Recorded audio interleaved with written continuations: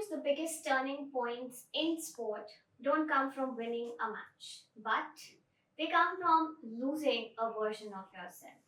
So, welcome back to Inside the Game. I'm your host, Shona Hadar, where we go beyond the scoreboards and into the mind and moments, and also the journeys that truly define the sports industry. Today's guest is someone who has seen the game from every side possible as a player, as an official, and now as a mindset coach, shaping the next generation of stars. From competing in national and ITF junior tennis to earning her ITF white badge as a referee in Malaysia to now working with athletes across sports as a psychologist.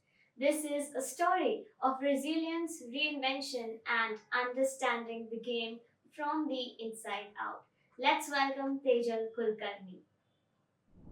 Hello, Tejal ma'am. I'm so pleased to have you here today. But listening to your story when I actually interacted with you, let's rewind a little. And I want to take you back to your 10-year-old self when you started playing tennis. And you became one of the players at a very young stage. And now, when you see all the young players coming up in this journey, so share us that when you were playing at that time, when at that age, and when you see players right now making such big appearances at all the levels of the tournament. So how do you relate to yourself and them as well? Hi, first of all, thank you for calling me here.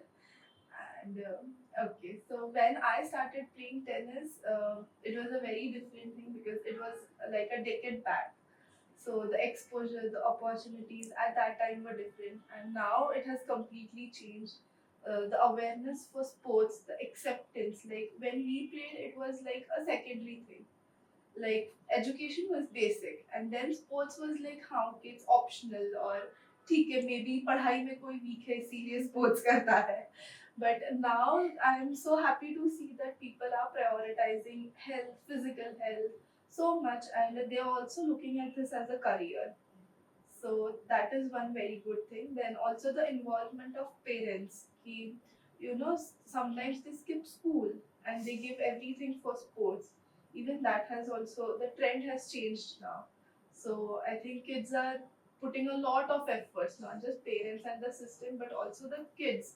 Because a lot of times this happens that it becomes a monotonous routine. That only doing sports, getting up, going on field, court, or their whichever sport they play, and then coming back home, resting, again doing the fitness or routines, again an evening session of practice.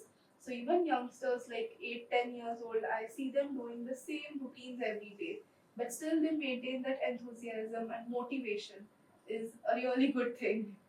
You have played All India and ITF juniors. So, what was actually going in your mind when you started playing in those special tournaments when you were started representing? Okay, so in my family also, I was the first generation or first person to get into sports and play at such competitive level. So obviously the expectations were high, the responsibilities were high, and the pressure was always there. But also even I was under mental training at a very young age. So I trained under Mr. Vishnuaraj Bamsar, who is like called as the father of Indian sports psychology. So I had an opportunity to train under him. So he taught me very well to balance that pressure, manage all the emotions while playing. So yeah, but I if I still look back, I would tell my younger self that you could have played more carefully at that time.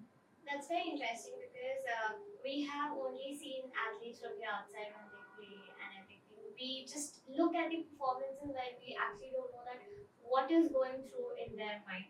And every athlete has that one moment that actually changes everything. You also went through that moment where you had a ligament injury at that point of time. So, what was the most hardest part during that time that that injury happened, and then again, there was a different phase in your life? Yeah, so actually after my 12th standard, we all, like my family moved to Pune. So basically I'm from Nasik, and in my 12th standard I was there. So after my 12th, we all moved here to pursue tennis more professionally in Pune. But in my summer vacations, one day when I was playing, I fell down while playing and had a ligament tear. So it was very hard to accept that all the things that were planned, that now it's a break, and mentally also it's very a stress-free phase to practice more on sports. But during that time only I had this injury, and then to accept this that now I'll have to be on rest, that was a little difficult part to accept. But yeah, like that was the turning point also. So I was very lucky to have met the secretary of our association and somehow to get into officiating. So a lot of athletes, when we talk about, you also went through something like that in your life. So athletes do struggle at point of time to identify themselves during these kind of injuries. Like, who am I without this sport? Or this sport has given me such recognition, but now I'm not able to play for a few months because of something that has happened to me. So, did you also go through something like that, or we will talk about the shift that you made, but what was actually at that point of time that you didn't allow yourself to go through an identity crisis at that time? Yeah, so like at the beginning, I mentioned that a lot of youngsters who leave everything and give their all to sports. So a lot of time this happens that their identity is based on sport because there's nothing apart from that they do. So yeah, this happens. But for me also, like I said, I went through mental training, and so my parents always made me realize that you are more than a sport, or you have to know your abilities. And this is something that even I tell my students, that you have to keep on doing something more than sports. Like even if you can't do or focus on the other aspect, but still engaging in some hobbies or things that you like, so that your entire identity is not based on one thing. Because an athlete's journey has so many ups and downs, and you never know which could be the last day. So after that, this happens that it becomes like an emptiness kind of thing where there's nothing left now. So that is also very important. And luckily, I did not have that chance, because as soon as I was on rest, I had this immediate opportunity to switch into officiating. So I don't remember not being on court. Like once I started playing tennis, now when I look back, there hasn't been a day where I don't remember that I am idle or I am at home and I have this thing that, oh, there's no tennis now, what to do. I'm always busy in something, or I have some assignments coming up about tennis. So luckily I didn't go through that thing. Exactly that moment when it wasn't planned, of course, the officiating thing, but then again, unplanned things can also be the best in your life. And your coach actually asked you to umpire a match, and so what was that going through your mind that, okay, now I'm turning into something that I was playing, but now it's more like an observing and giving an opinion on it. So how was that? And again, combining it, that Maharashtra State Lawn Tennis Association secretary also noticed it. And so, did you actually feel that it was an opportunity that was coming in for you? And were you in a two mindset that no, I want to play, or whether it was like that, no, I can try out this opportunity and I can get into officiating it? So for the first time when my coach told me, like we had this tournament going on in our academy, and because I was on rest, so we were told that, and also being little seniors in the academy, so they had told us that you have to look after this tournament and manage it all.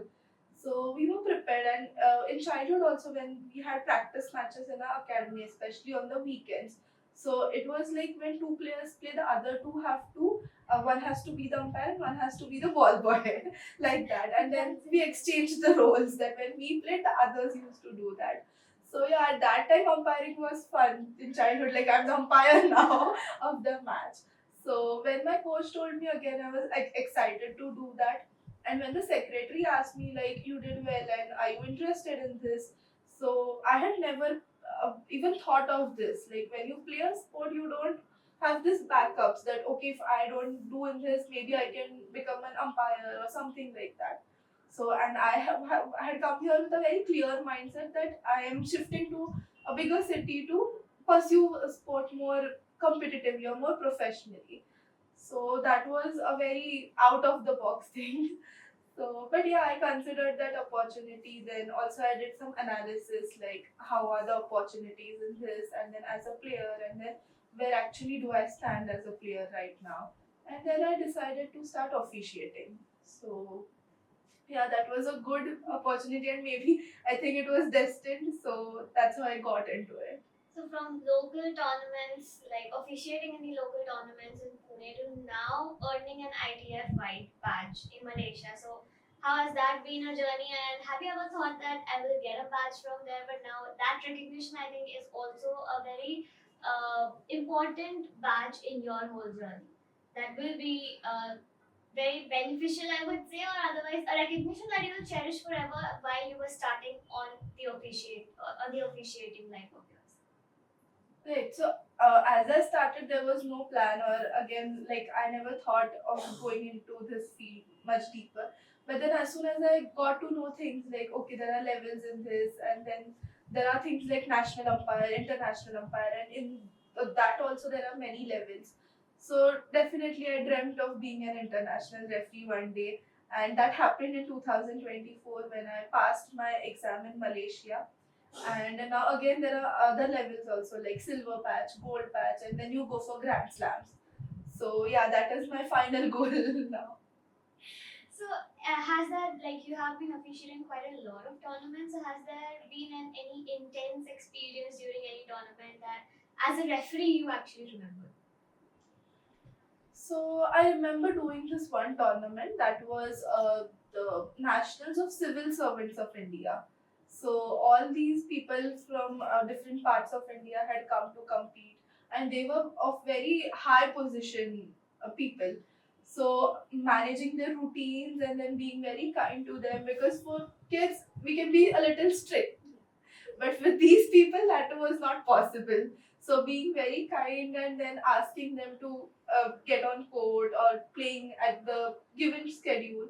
That, because even they get calls, and it's not like they do it deliberately or something like that, but because even they have emergency calls, meetings, so arranging all those, managing things, keeping them also happy, because even they have managed to come and play, like playing a sport, and especially all were seniors, 40 plus, 50 plus. So we also did not want to disappoint anyone. We wanted to make them happy and play a sport and then go back home.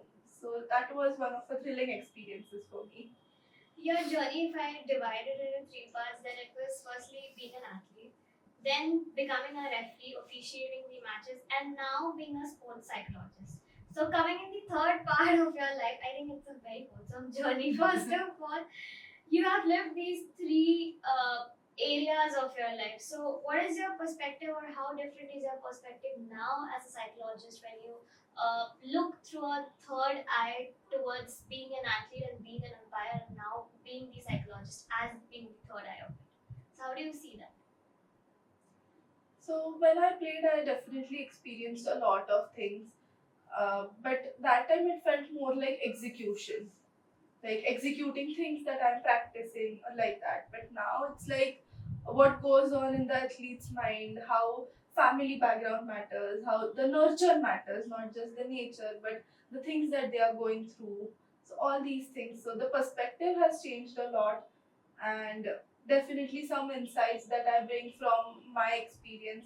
I definitely incorporate those and try to help our young athletes.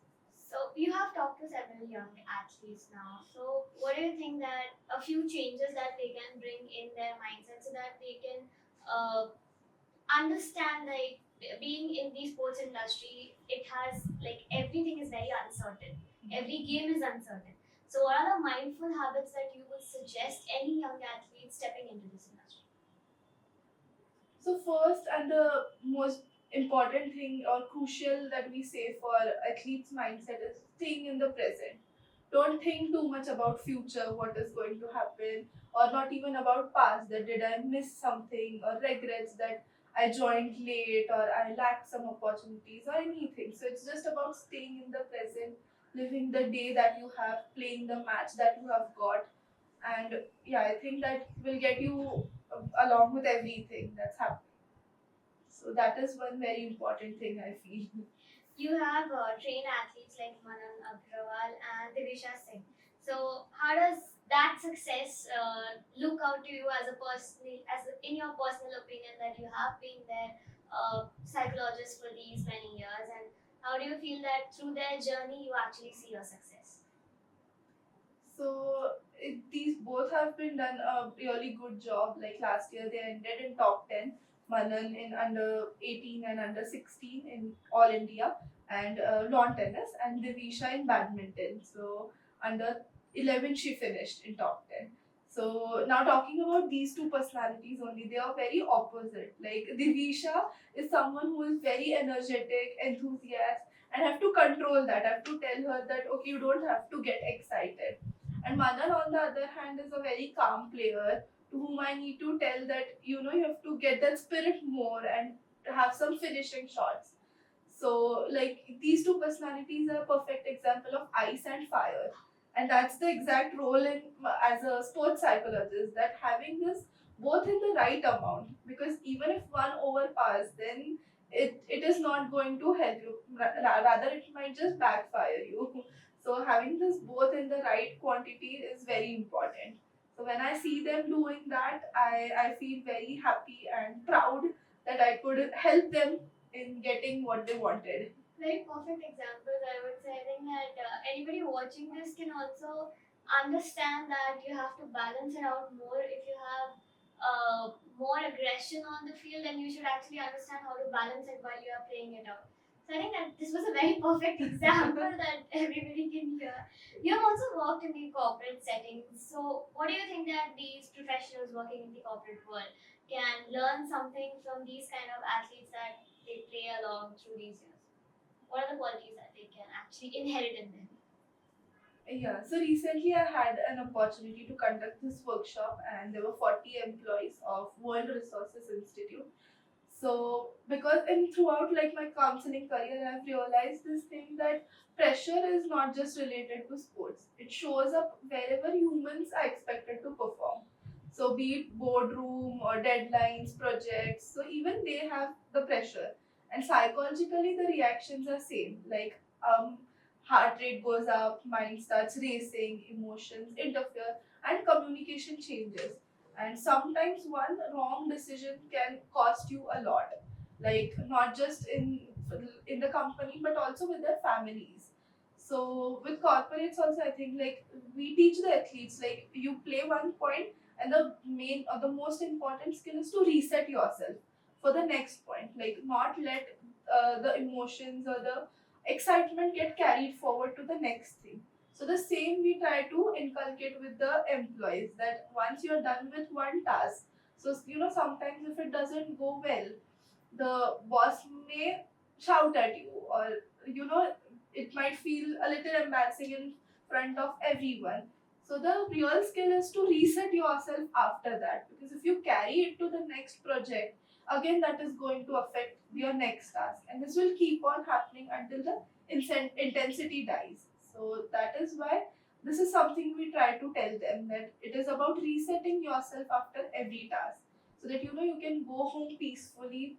And so when the employee is at peace, the employee wins, the family wins, and ultimately the company. So that's how personal well-being and corporate life balancing that, and with the help of sports techniques, because a lot of times this happens that trainers are more into IQ, EQ, and getting that, but we help them while playing a lot of games and understanding, and then we try to bring up some skills like leadership, understanding all those things, communication, and personal well-being.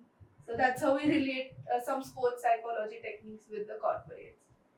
A big question: that is mental toughness something that we are born with, or something that we actually inherit during our journeys through some experience? So I would say it is a mix, because everyone has got a unique personality, and yeah, some skills or some counseling does shape that, and even some experiences. So it's always a competition between nature and nurture. Like you're born with nature, and then your nurturance also matters a lot. But definitely, up to an extent, we can change it, we can manage it rather than changing it completely, because personality is something that you're born with, and changing it completely is not possible. But up to an extent, you can manage it depending on what outcome is needed or what the situation is. I think that if one, well, again, one very perfect example is one that you are born is with the nature, and one that you are experiencing it is through nurturing yourself through that personality, and you develop it while you have such experiences. You become something out of that. But you have been in this sports industry for quite long years. So what do you think that in this current scenario, the sports culture in India needs to change? That is through mentally. That is there some gap that needs to filled in, or is there something in this structure that needs to get changed? Okay, so for athletes, I would say, like in mental training, we say that there are five aspects to work on. The first is sport, second, fitness, third, diet, fourth, rest and recovery, and the fifth is mental aspect. So, right now, currently, what we observe is that they focus a lot on the first aspect, that is playing the sport, but the other four aspects get ignored. So, I would suggest that focusing on the remaining four aspects equally is also very important. Like a lot of times we advise that parents, they just sit for the practice, they'll observe their kid play, and after then it's like, okay, you go with the trainer and do your fitness and diet, whatever is there you eat, and rest and recovery is like lying down and watching phone, and that is called as resting. And then mental aspects, okay, you just sit and meditate or something like that. But we suggest that how much the focus that you're putting on the first aspect, that equally needs to put on the other four aspects also, and that will definitely bring a change in all our upcoming athletes. Very important thing that you have said. I think it's like the things or the notes that you are telling us through your experience for so many years in this industry.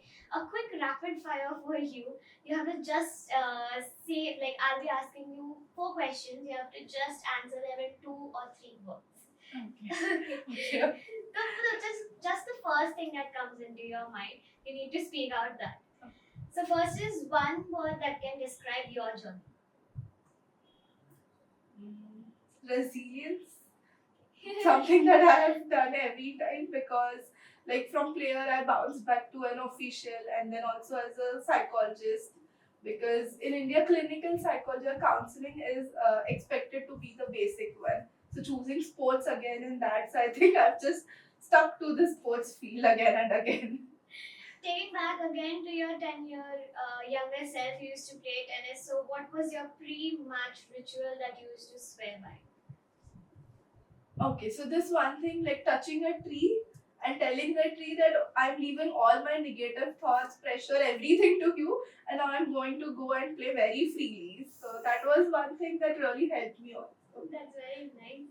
A mindset myth that you want to break.